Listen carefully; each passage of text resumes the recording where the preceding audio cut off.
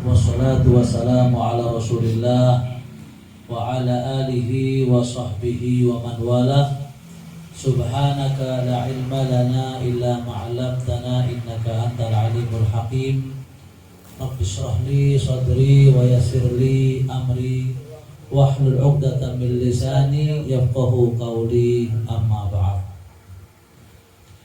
Yang kami muliakan para hadirin, wabil khusus Sahibul Bait Ustaz Abdullah beserta keluarga. Alhamdulillah, kita bersyukur kepada Allah Subhanahu wa Ta'ala yang sampai malam hari ini kita masih diberikan kenikmatan oleh Allah Subhanahu wa Ta'ala. Kita masih diberikan kesempatan untuk menambah amal ibadah kita oleh Allah Subhanahu wa Ta'ala. Langkah kita, hadirnya kita ini merupakan taufik, hadiah, pemberian daripada Allah Subhanahu wa Ta'ala. Tanda Allah itu cinta kepada kita, tanda Allah menginginkan kebaikan kepada kita, yaitu dengan hadirnya kita malam hari ini. Disebutkan bahwasanya mayuridillah bihi khairan yufaqihu fiddin. Orang-orang yang dikehendaki oleh Allah untuk suatu kebaikan, baik kebaikan di dunia ataupun nanti kebaikan di akhirat, maka orang itu dimudahkan langkahnya, hadirnya di dalam hal-hal urusan agama, di dalam hal-hal ilmu agama. Oleh karena itu, ini merupakan bukti kalau kita oleh Allah Subhanahu wa Ta'ala termasuk orang-orang yang dikehendaki, termasuk orang yang baik. Kita masuk meneruskan di dalam fasal kitab Simtud Duror, yaitu fasal yang ketiga yang diawali oleh Ali bin Muhammad bin Husain al-Habsyi, yaitu perkataan syahadat wa asyhadu an la ilaha illallah wahdahu la syarikalah syahadatan tu'ribu bihal lisan. Yaitu aku bersaksi bahwasanya tidak ada Tuhan kecuali Allah. La syarikalah, tidak ada sekutu bagi Allah Subhanahu wa Ta'ala. Syahadatan, dengan penyaksian, dengan betul-betul menyaksikan bahwasanya tidak ada Tuhan kecuali Allah. Tu'ribu bihal lisan, yang itu diucapkan dengan lisan. Lisan kita mengucapkan. Di antara syarat orang mau menjadi Islam, kalau orang non muslim, maka syaratnya harus melafadzkan 2 kalimat syahadat, penyaksian bahwasanya tidak ada Tuhan kecuali Allah Subhanahu wa Ta'ala. Gak sampai di situ. Ali meneruskan amma tadammanahul janan, yang mana terhadap apa yang terkandung di dalam hati. Jadi bukan hanya lisan, hati juga menyaksikan bahwasanya tidak ada Tuhan kecuali Allah Subhanahu wa Ta'ala. Terus tidak sampai di situ, tidak sampai di hati, tapi apa? Minat tasdik, daripada betul-betul suatu kepercayaan, mempercayai, meyakini, wal id'an, dan patuh kepada Allah Subhanahu wa Ta'ala. Lalu kalau sudah meyakini, patuh dalam hati, tathbutu biha fis sudur, maka itu menetap, yang dengan kesaksiannya minal imani qawaiduh, tonggak iman menetap dalam hati. Jadi kalau orang non muslim, maka dianjurkan, diharapkan untuk mengucapkan kalimat syahadat, kersane selamat, di dunia akan selamat. Kalau misalkan dia tidak mengucapkan syahadat, tetap dalam kekufurannya, meskipun apapun dia miliki, itu sia-sia. Makanya kita oleh Allah Subhanahu wa Ta'ala diciptakan dalam rahim orang Islam, atau sudah menjadi hambanya Allah, sudah Islam ini, untuk mensyukuri nikmat lisan ini, nikmat syahadat ini. Meskipun orang itu ya'budu, menyembah atau sujud di jamar, di panggangan api, orang sujud untuk mensyukuri kalimat syahadat ini, tidak cukup, tidak bisa menyamai syukurnya kepada Allah Subhanahu wa Ta'ala. Kenapa? Karena dengan kita melafadzkan kalimat syahadat ini, minimal kita dalam sholat kita ini, itu yang bikin selamat nanti di akhirat. Yang kekal abadi, yang sangat kekal, itu yang bikin orang itu selamat. Tapi kalau orang itu di dunia tidak melafadzkan 2 kalimat syahadat ini, apapun yang dia miliki, maka sia-sia. Loh, kalau orang sudah Islam bagaimana? Kalau orang sudah Islam, maka diharapkan untuk dijaga jangan sampai lepas iman ini. Syahadat itu jangan sampai lepas dengan murtad atau yang lainnya. Makanya dalam kita melafazkan kalimat la ilaha illallah contohnya, tidak ada Tuhan kecuali Allah. Kalimat zikir yang sering kita baca talqin zikir itu, la ilaha illallah. Ini mana yang lebih afdal? Kita memanjangkan kalimat la ilaha illallah, apa mementingkan la ilaha illallah cepet-cepetan. Ini para ulama khilaf, berbeda pendapat. Minimal ada 3 pendapat. Yang pertama mengatakan afdolnya dipanjangkan la ilaha illallah. Kenapa? Biar orang itu meresapi ucapan itu, bahwasanya tidak ada Tuhan yang pantas disembah kecuali Allah Subhanahu wa taala. La ilaha illallah, dipanjangkan matnya itu, lanya tadi, la nafiyah tadi. Yang kedua, pendapat yang kedua, oh jangan, afdolnya itu pendek, la ilaha illallah. Kenapa? Khawatir orang itu tatkala memanjangkan la ilaha, tidak ada Tuhan, takut mati dia. Nah kalau mati gimana? Belum mengucapkan illallah, belum mengucapkan kecuali Allah, dia mengatakan tidak ada Tuhan, naudzubillah, dia itu mati. Nah ini kan kufur nanti, murtad. Kata pendapat yang dua, afdolnya jangan panjang, pendek aja langsung. Tapi yang dipilih oleh para ulama pendapat yang ketiga, termasuk pendapatnya Fakhruddin Ar-Razi. Beliau mengatakan apa? Dilihat dulu, kalau yang mengucapkan itu orang Islam, afdolnya panjang, la ilaha illallah, dia betul-betul meresapi itu. Tapi kalau orang non-muslim yang mau masuk Islam, ini kan butuh cepat dia.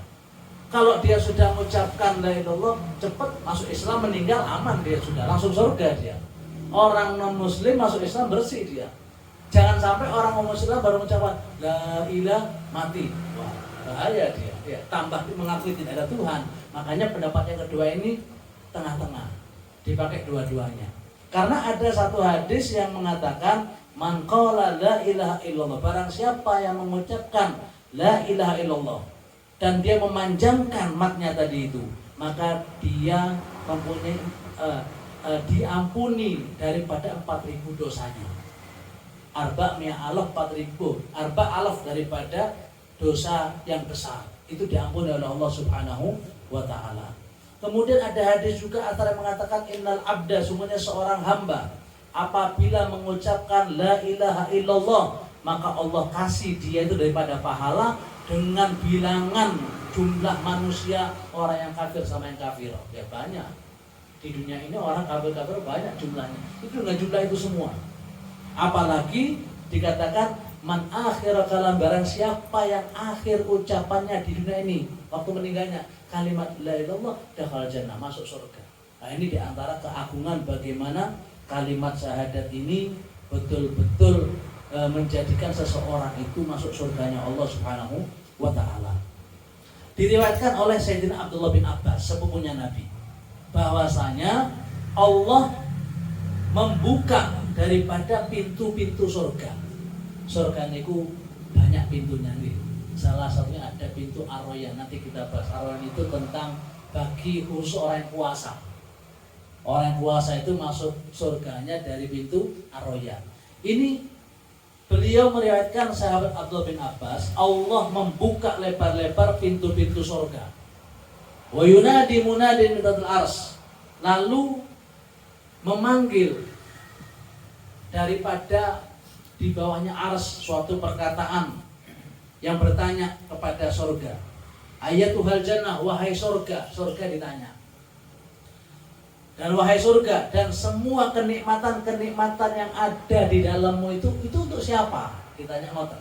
Jadi surga tanya, wahai surga, kamu dan kenikmatan seisinya termasuk apa saja sudah? Ya, kenikmatan surga malah ain ra'at, tidak pernah dipandang oleh mata, wala udhun sampai, dan tidak pernah dengar oleh telinga, wala khatara ala qalbi, dan tidak pernah terlintas di hati manusia. Kenikmatan surga sangat tidak bisa dibayangkan.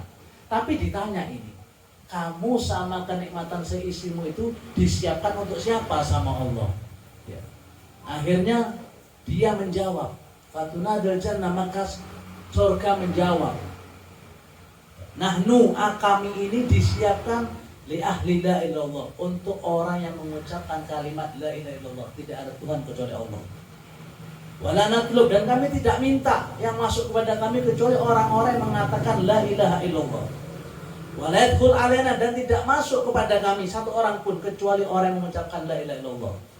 Kemudian wa nahnu mahrum, dan kami haramkan bagi orang yang tidak mengucapkan kalimat la ilaha illallah untuk masuk kepada kami. Akhirnya dikatakan lagi, ya, wa inda hadza taqulun nar wa kullu ma fiha min adab. Sehingga api neraka pun mengatakan tatkala mendengar surga mengatakan seperti itu. Ya, dia mengatakan, kata neraka apa? La yadkhulni, tidak masuk kepadaku kecuali orang-orang yang mengingkari la ilaha illallah. Tandanya itu jaminan daripada Allah Subhanahu wa taala. Lalu ada namanya atikul kubro. Niki saged diamalkan. Ijazah yaitu atikul kubro. Dikatakan mangkola, barang siapa yang membaca la ilaha illallah Muhammad Rasulullah 70.000 kali, kanat fida'u minan nar, itu sebagai penyelamat, kartu penyelamat daripada api neraka, aman daripada api neraka. Jadi membacanya itu 70.000, ya boleh dicicil per hari, mungkin 200, 100 atau 1000. Atau 1000 mungkin nggak sampai setengah jam, mungkin 15 menit atau 20 menit, insya Allah beres semua dari Allah terus. Kalau tiap hari kontinu terus dihitung sampai 70.000, ini namanya atikul kubro, yaitu pembebasan yang sangat besar daripada api neraka. Oleh karena itu di sini disebutkan bahwasanya ya Al-Habib Ali bin Muhammad Al-Hasyim mengatakan wa asyhadu anna sayyidina Muhammadan abdus shaliq fi qouli wa fi'li, yaitu kalimat penerus daripada kalimat syahadat tersebut. Alhamdulillah kita sekarang ini mendekati daripada bulan Ramadan. Tanpa terasa sebentar lagi kita masuk ke dalam bulan Ramadan. Dari pentingnya bulan Ramadan ini mungkin bisa kita sampaikan apa-apa yang penting untuk yang berkenaan dengan bulan Ramadan. Disebutkan bahwasanya kullu amal ibn Adam, setiap amalnya, perbuatannya anak cucu Adam, manusia, itu pahalanya diberikan langsung kepada dia.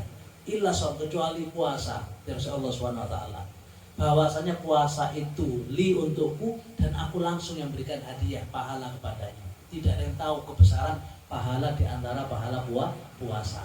Sampai diceritakan enten tiang ada saudara ini, 2 saudara kakak beradik. Kakak beradik ini yang satu adiknya ini meninggal di medan peperangan, syahid fisabilillah, gugur dalam medan perang bela agama Allah. Itu kalau pahalanya kan tinggi, sampai jarak kepada kenabian itu hanya berapa jengkal. Makanya syuhada, ya kan, dekat sama kenabian, sangat mulia sekali. Nah kakaknya ini selamat, nggak meninggal. Adiknya meninggal, gugur dari medan pertempuran.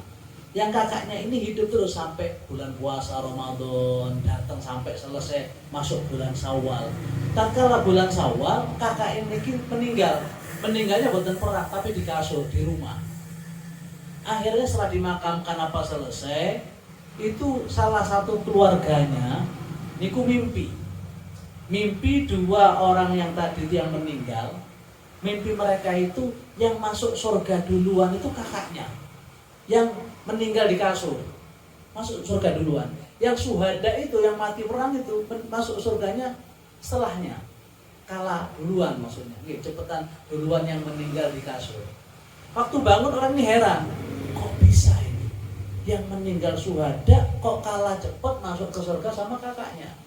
Akhirnya tanya kepada Rasulullah, ya Rasulullah, aku mimpi seperti ini. Ini kok bisa orang yang syuhada jelas-jelas syahid kok masuk surganya kalah dulu sama kakaknya? Apa kata Rasulullah? Betul katanya, itu tidak mengherankan karena kakaknya itu sudah melewati bulan Ramadan. Dia meninggal dalam keadaan bersih. Berapa puasa yang dia dapat pahala, berapa Quran yang dia baca, berapa tarawih yang dia kerjakan, berapa tahajud. Amalan-amalan Ramadan itu sudah, yang itu yang membuat dia itu lebih dulu masuk surganya Allah Subhanahu wa taala. Nah, makanya alhamdulillah kita sebentar lagi datang kepada kita itu yang kata Nabi apa? Sahar ummati, bulan panennya umatku, bulan panennya kita. Ibarat kalau orang dagang itu pas panen-panennya, ya.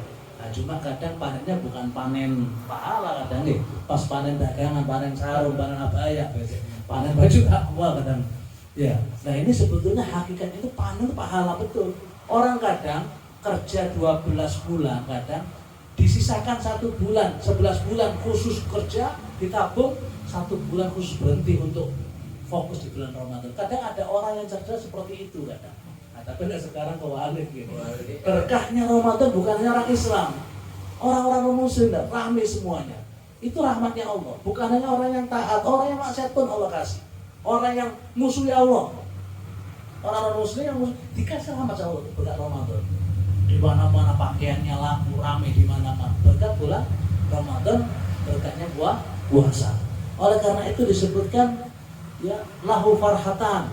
Puasa itu punya 2 kebahagiaan. Orang yang puasa itu dapat 2 kebahagiaan. Yang pertama adalah farhatun indal iftar. Mereka senang bahagia tatkala buka puasa. Senang ya kumpul sama keluarga semua.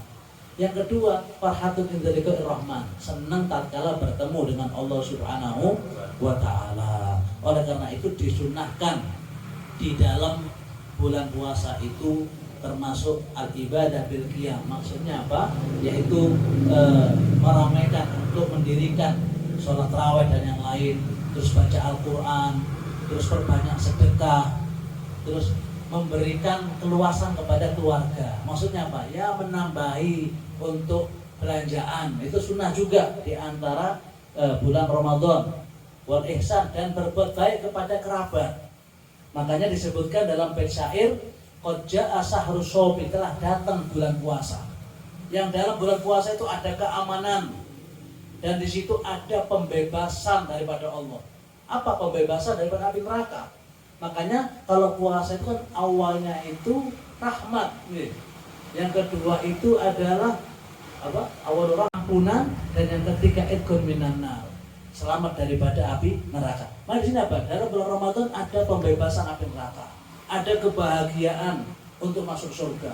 Syahrun syarif, bulan yang sangat mulia. Yang di bulan itu seseorang mendapatkan apa cita-citanya. Termasuk tuba, alangkah bahagianya, alangkah senangnya bagi orang-orang yang mendapatkan bulan puasa dan bertakwa kepada Allah. Dan mereka itu mengerjakan daripada ibadah-ibadah di bulan puasa. Wayahana man qama fi lailihi, dan juga alangkah bahagianya orang yang qiyamul lail. Maksudnya apa di sini? Yaitu sholat tarawih, meramaikan atau melaksanakan ibadah pada malam harinya. Wadaquhu, dan air matanya itu ya mengalir karena minta ampun kepada Allah Subhanahu wa taala.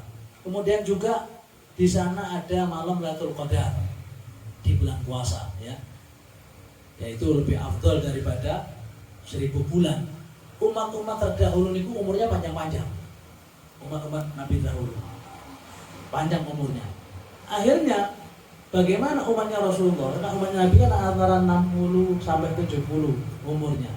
Tetapi dengan dihadiah oleh Allah Subhanahu wa taala Lailatul Qadar itu mengalahkan daripada umat-umat terdahulu, ya. Oleh karena itu disebutkan juga Nabi Shallallahu alaihi wasallam tatkala beliau sekali waktu Hajatul Wada, beliau khutbah. Tatkala akhir bulan Sya'ban beliau khutbah. Ayuhan nas, kata Nabi, wahai manusia, qad adallakum syahrun adzim, telah datang kepada kalian bulan yang mulia, syahrul mubarak, bulan yang penuh berkah. Di situ ada malam Lailatul Qadar, khairum min alfi syahr, lebih utama daripada 1000 bulan. Ja'alallah ta'ala siyamahu faridah, yang Allah jadikan puasa itu wajib, wa qiyama lailahu tatu'an, dan qiyam malamnya itu tarawih adalah sunnah. Makanya kalau bulan puasa itu ibadah yang wajib dilipat gandakan sampai 7 kali lipat, ibadah yang sunnah dijadikan pahala wajib. Ini diantara bagaimana keutamaan dengan bulan puasa. Nah, mungkin sebelum kita akhiri, mungkin ada yang penting, ini mungkin bisa kita ingat, okay? Hal-hal yang batalkan puasa. Jadi biar nanti diingat, biar kita masuk Ramadan itu ada bekalnya. Sebelum kita masuk yang batalkan puasa, puasa itu sebetulnya ada rukunnya. rukunnya itu hanya dua. Yang pertama itu niat untuk puasa bulan Ramadan. Niat. Kapan masuk niatnya itu? Kalau dalam mazhab Syafi'i, niatnya tiap malam, yaitu ibadah mustakil setiap malam. Jadi mulai masuk, misalkan masuk maghrib, habis guru samos masuk maghrib, sudah mulai masuk niat. Kamu habis maghrib, habis buka langsung, atau habis taraweh, atau tengah malam. Jangan sampai nggak niat. Kalau nggak niat, puasanya nggak sah. Misalkan sampai azan atau sampai jam 7 pagi, saya semalam nggak niat, maka nggak sah puasanya dalam mazhab Syafi'i. Loh, kalau mentang-mentang nggak sah, nggak boleh terus makan seenaknya, enggak, tetap dia harus nahan. Karena salahnya dia kenapa nggak niat ya. Tapi kalau puasa sunnah itu misalkan lupa, bisa. Kalau biasa puasa Senin Kemis misalkan, terus panjenengan lupa buat niat, tiba-tiba subuh atau jam 7, saya belum makan ini, belum masuk minum, belum makan, terus saya puasa, boleh mau niatnya pagi hari. Tapi kalau puasa Ramadan tidak boleh, harus niat mulai ba'dal maghrib sampai sebelum adzan harus ada niat. Tapi itu niat namanya. Jadi niatnya malam hari. Itu dalam mazhab Syafi'i. Tapi dalam mazhab Imam Malik, mazhab Maliki itu kalau orang niat sekali pertama malam pertama Ramadan itu cukup dipakai 30 hari. Saya niat puasa bulan Ramadan besok dan seterusnya lillahi ta'ala, sah dalam mazhab Maliki. Makanya kita nanti kalau niat, para ulama menyarankan apa? Kita sunnah untuk malam yang pertama itu ikut pendapat Imam Malik. Kita niat 1 bulan penuh. Kenapa? Meskipun nanti kita juga niat tiap malamnya. Biar seandainya orang ini misalkan naudzubillah wafat di pertengahan bulan Ramadan atau lupa misalkan, maka dia mendapatkan pahala puasa dan bisa tutupi dengan niat yang pertama tadi itu. Nah, ini masalah niat. Yang kedua, apa rukunnya? Yaitu yang kedua, menjauhi hal-hal yang membatalkan puasa. Apa yang membatalkan puasa itu? Yang membatalkan puasa dibagi dua nih. Ada 2 bagian. Yang pertama, membatalkan pahala puasanya saja. Puasanya sah. Itu namanya muhbitot. Muhbitot itu namanya membatalkan pahala puasa, tapi puasanya sah. Apa yang dikerjakan? Ya contohnya kalau misalkan dia riba, rasani orang misalkan. Orang puasa dia, tapi ngerasani orang. Maka puasanya tetap sah sampai maghrib, tapi pahalanya nggak dapat. Makanya waktu zaman Nabi itu ada 2 orang perempuan sedang puasa sunnah. Akhirnya dia nggak kuat. Salah satu perempuan betul kuat. Akan nyuruh budaknya, coba kamu tanyakan kepada Nabi. Kalau boleh nggak aku sekarang batalkan puasa? Apa sekarang lagi puasa? Boleh nggak aku batalkan? Berangkat orang, nanya ke Rasulullah, ini fulana ini dia puasa sunnah, boleh nggak dia batalkan? Apa kata Nabi? Itu sudah batal puasanya orang itu. Lu nggak Rasul, dia puasa. Dia nggak puasa kata Nabi. Balik, kata Nabi kamu nggak puasa. Lu aku puasa katanya. Aku dari pagi nggak makan nggak minum ini. Balik lagi orang, ya Rasulullah kata dia itu dia puasa, nggak makan nggak minum. Coba dia suruh muntahkan katanya, suruh mengeluarkan tangannya, suruh muntahkan katanya. Akhirnya ini orang kan bilangnya nggak makan nggak minum, harusnya kan kosong. Ini budaknya nanya, kata Nabi suruh keluarkan, dikeluarkan nggak tanya banyak makanan termasuk daging-daging. Heran loh, anak nggak makan, kok sampai keluar seperti ini? Ditanya ke Rasulullah, apa kata Rasulullah? Karena kalian ghibah, kalian makan daging saudara kalian. Kalau tampakkan itu daging, dan kalau ghibah itu makan daging saudaranya. Jadi kalau orang perempuan atau siapapun yang sedang puasa dia ghibah, maka pahala puasanya nggak dapat. Makanya kalau bisa jauhi kumpul-kumpul sama orang. Kadang setan tuh ngipasi. Ya. Orang kalau pas hadir majelis kadang atau baca kitab, kadang khutbah Jumat, kadang coba pas khutbah Jumat. Kata Ibn Smith, beliau ngomong kalau orang kepingin ditanya, coba kalian tanya katanya. Orang itu kalau bubar sholat Jumat, coba kamu tanya, tadi khutbahnya apa? Banyak orang nggak tahu. Kenapa? Karena kalau sudah khotib masuk ke atas mimbar, setan datang, mata dari ngantuk, hampir setengah masjid tidur semua. Itu terbukti. Tapi jarang orang yang tahu, tadi ngomongin enggak. Pulang ke rumah sudah nggak tahu khotib ngomong apa tadi. Banyak kan tidur semua. Karena setan itu, ruangnya setan itu. Biar orang ini nggak fokus. Bayangkan, agama Islam, Nabi itu atau Allah mengatur orang itu minimal seminggu sekali aja dengar kebaikan waktu khutbah.